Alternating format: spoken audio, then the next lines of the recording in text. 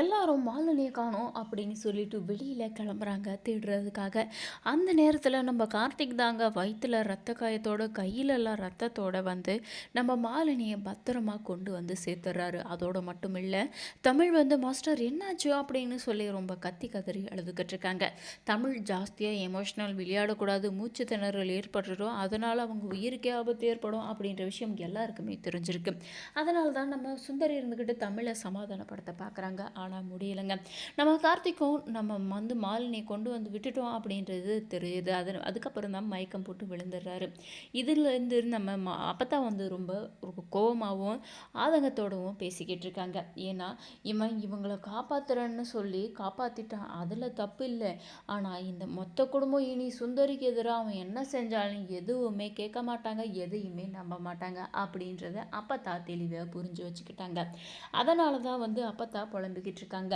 இவன் உயிரோடு இருந்தப்பையும் என் பேத்தியை வந்து நிம்மதியாக வாழ விடலை, செத்துறான்னு நினச்சப்புறம் திரும்பவும் வந்து என் பேத்தியை நிம்மதியாக இருக்கவே விடலை. என் பேத்திக்கு இவன் மூலிமா எந்த ஒரு நிமிஷமும் சந்தோஷமோ கிடைக்கவே கிடையாது.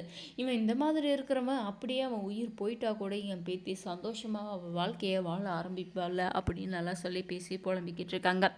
அந்த நேரத்தில் தான் உஷா வந்து தன்னை விட்டுட்டு வந்துட்டாங்களே அப்படின்னு சொல்லிட்டு வெற்றிவேல் மேலே ரொம்ப கோவத்தோட ஆட்டோவில் வந்து இறங்குறாங்க. நம்ம அப்பத்தான் வந்து புலம்பி கத்திக்கிட்டு இருக்கிறத பார்த்ததும் நம்ம உஷாவுக்கு தெளிவாக தெரிஞ்சிருச்சுங்க.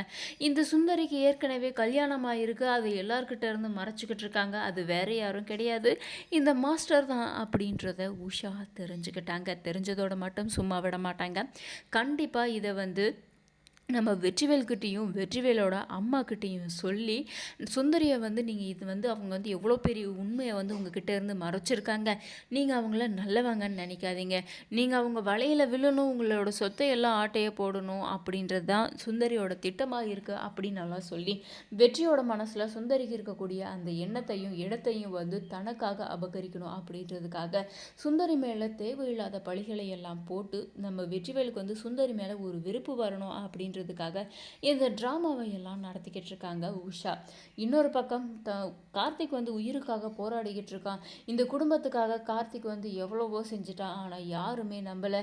இப்போ அவன் உயிரை கொடுக்கவே துணிஞ்சிட்டான், இனிமேலும் யாரும் நம்ப மாட்டீங்களா அப்படின்னு நல்லா சொல்லி செல்வி அழுதுகிட்டு இருக்காங்க. அப்போ தான் மாலினி சொல்கிறாங்க, இல்லை பாட்டி, மாமா தான் வந்து என்னை வந்து உயிரை கொடுத்து காப்பாற்றுச்சு, நானும் குழந்தையும் உயிரோடு இருக்கோன்னா அதுக்கு மாமா தான் காரணம் அப்படின்னவும், நீ வாயை மூடுடி, தாய் மாமனை வர சொல்லு அப்படின்றப்ப அந்த வெற்றிவேலை தானே கூப்பிட்ட, உன் மாமனை விட்டுட்டல்ல, இப்போ யார் வந்து உனக்கு உதவி பண்ணது, உன்னோட தாய் மாமன் தானே, என்னைக்காக இருந்தாலும் உறவு விட்டு போகாது.